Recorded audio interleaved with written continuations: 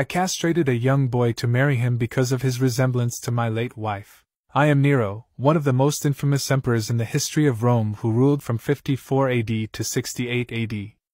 I became emperor at the young age of 16, and although I had many advisors and mentors, I was known for being impulsive and making rash decisions.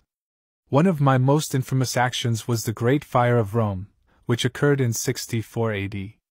Despite rumors that I started the fire myself, it is widely believed to have been accidental. However, I did use the opportunity to rebuild the city in a way that I found aesthetically pleasing, even if it meant tearing down some of the poorer neighborhoods. I had several wives, but my most famous relationship was with Poppaea Sabina. She was a beautiful and ambitious woman who influenced many of my decisions as emperor.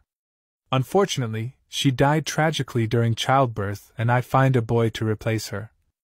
His name was Sporus. In fact, I was so infatuated with him that I had him castrated and then married him in a public ceremony.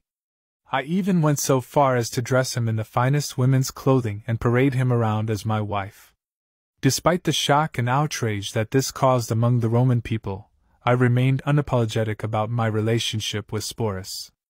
I am perhaps most known for my violent and paranoid tendencies. I had many people executed during my reign, including members of my own family, and I even had my own mother put to death. I was also suspicious of those around me, and my reign was marked by a series of purges and assassinations. In the end, my reign came to a violent and dramatic end. After a failed revolt, I was declared an enemy of the state and forced to flee Rome. I ultimately committed suicide by stabbing myself in the throat.